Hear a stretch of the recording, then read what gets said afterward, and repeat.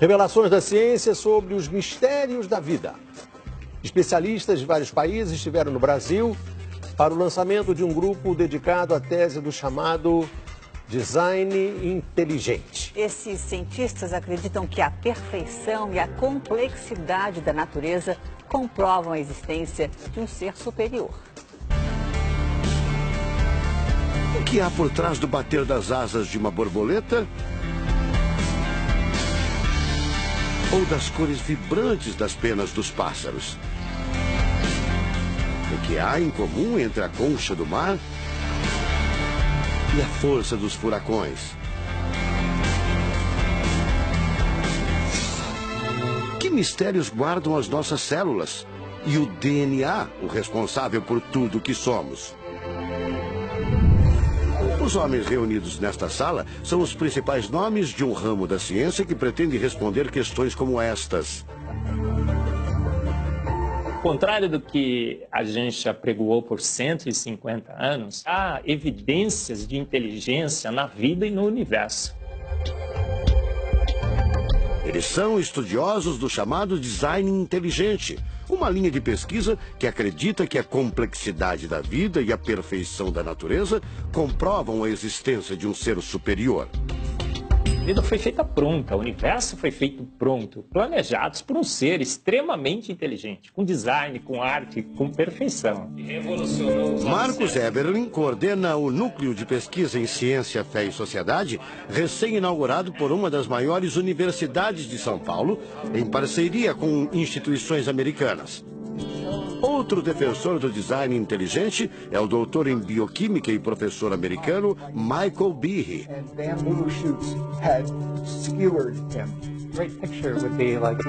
Brian Miller é doutor em física. Ele coordena as pesquisas da Universidade de Duke, nos Estados Unidos. Seria um super engenheiro, um super arquiteto?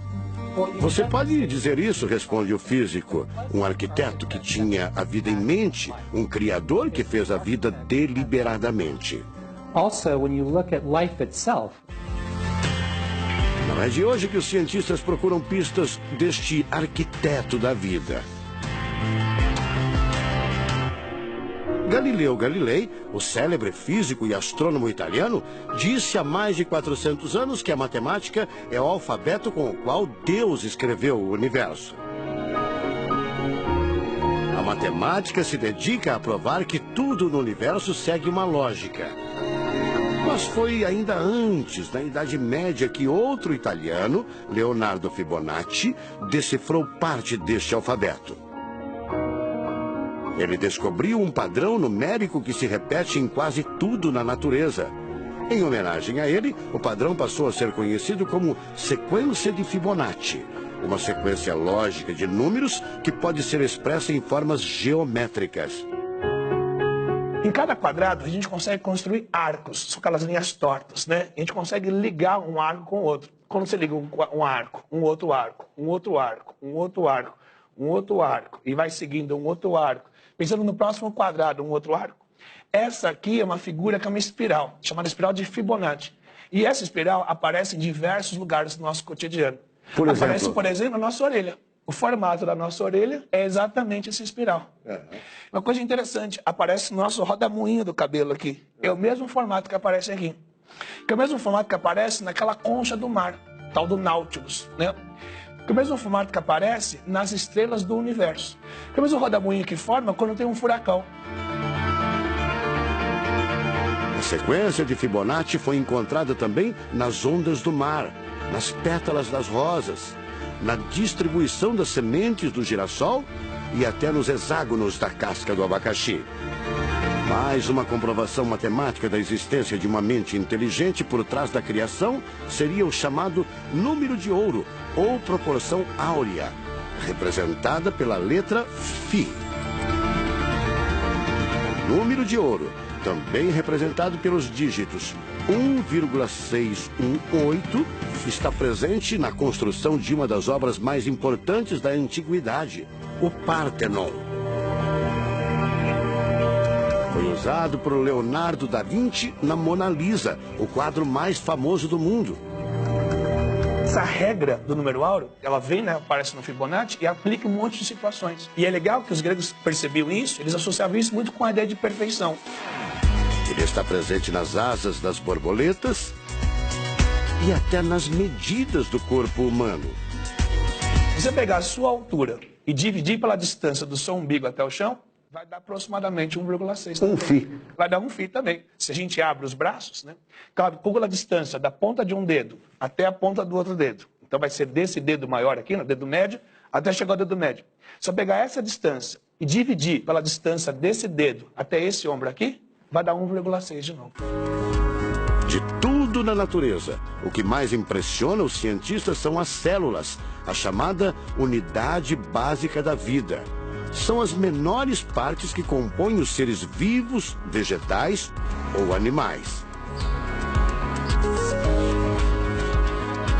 O corpo humano é formado por cerca de 100 trilhões de células que dão origem a tecidos e órgãos. We cannot be accidentally caused. Life is not an accident. O americano Douglas Axie estuda biologia molecular há mais de 25 anos. Ele garante: não existe a mínima possibilidade de a vida ser um acidente, um acaso da evolução do planeta. Para ele, as células são complexas demais e só podem ter sido criadas de propósito por um ser inteligente. Literally machines that are made out of molecules. Dr. Michael Behe concorda. Ele compara a célula a uma fábrica repleta de máquinas e veículos. Ela produz e troca com as células vizinhas os elementos fundamentais à vida. Tudo coordenado por uma espécie de computador central, o chamado DNA. Você já deve ter ouvido falar dele. O DNA é um conjunto de informações genéticas que definem as características dos seres vivos.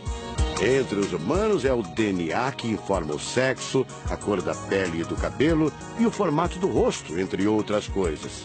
São 6 bilhões de informações condensadas numa estrutura microscópica extremamente eficiente. O presidente da Sociedade Brasileira do Design Inteligente considera o DNA o mais avançado código de que se tem notícia. A gente tem a molécula de DNA como um modelo. Por quê? Porque quando a gente descobriu essa molécula, a gente viu que é uma molécula fantástica, maravilhosa. E ali evidências e mais evidências de que uma mente inteligente projetou a vida. Porque é o software da vida. E esse software tem o quê? Tem ali um código. E a gente sabe que códigos emanam de mentes inteligentes. Nos Estados Unidos, um grupo de pesquisadores afirma ter identificado uma sequência de números que sempre se repete no DNA humano. Seria uma espécie de assinatura de Deus, segundo o engenheiro da computação Greg Braden. So now we have a definition. Ao considerar a carga dos elementos químicos do DNA, os pesquisadores teriam identificado o seguinte padrão numérico: 10, 5, 6, 5.